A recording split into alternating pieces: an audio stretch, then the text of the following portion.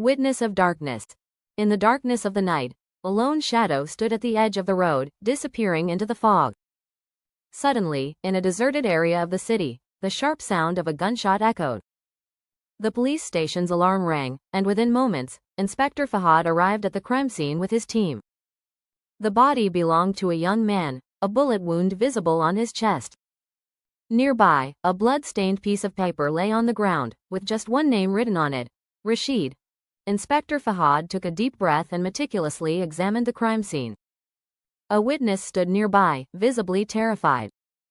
He was a local shopkeeper who informed the police that he had seen a man in a black coat fleeing the scene, but his face was hidden in the darkness.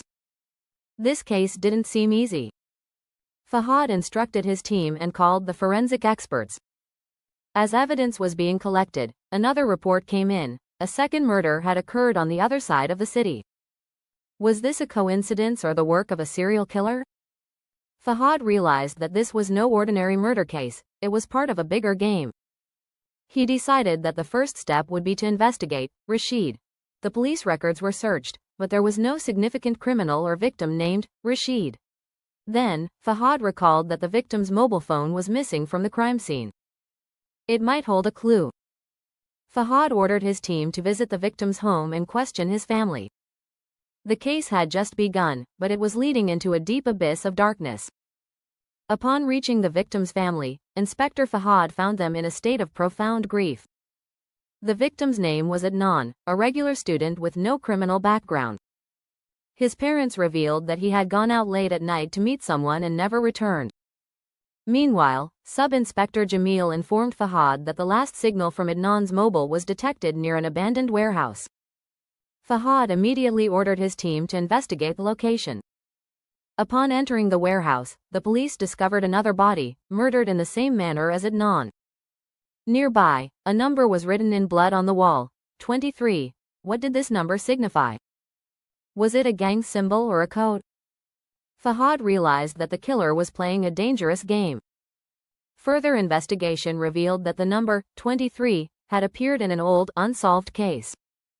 This new revelation set Fahad on a different path. Fahad decided to go undercover as an ordinary citizen to reach the killer without attracting attention. Disguised as a reporter, Inspector Fahad started investigating the neighborhoods where the murders had taken place. He uncovered a shocking truth: all the victims had some connection to a person named Rashid, but no one was willing to talk openly about him. Then, Fahad discovered an old case file from 10 years ago. A victim named Rashid had been murdered in the same manner. Was this an act of revenge? Or was someone recreating an old crime? Fahad realized that he was now walking deeper into a mystery filled with endless darkness. As Fahad gathered more evidence, the case became even more complex. One night, while working on the case, he received a message from an unknown number: if you get too close to the truth, be prepared for the consequences. Was this a threat or a warning? Fahad immediately alerted his team and attempted to trace the number, but it belonged to an encrypted network, making it impossible to track. At the same time, news of another murder arrived. This time, the victim was a person who had previously investigated Rashid's murder. Was the killer eliminating those connected to the past? Fahad decided to dig deeper into Rashid's old case. A new name emerged: Cameron. As Fahad investigated Cameron, he discovered that he was a former police officer who had resigned after Rashid's murder 10 years ago. He now lived in isolation. Fahad found Cameron, who initially refused to speak. But after Fahad assured him that he only sought the truth, Cameron made a shocking revelation. Rashid was not an ordinary man, he was a member of a secret organization that destroyed many lives. My colleagues and I tried to catch him, but one night, he was murdered. Now, someone is reviving those old secrets. Fahad was left with one burning question: was the killer someone who wanted Rashid dead 10 years ago? Or was this an entirely new game? Fahad analyzed Cameron's words and decided to track down the remaining members of the secret organization. As his investigation progressed, he learned that the leader of the organization was Bilal, a man who had been in hiding for 10 years. But when Fahad reached Bilal, he discovered an astonishing truth: Bilal was already dead.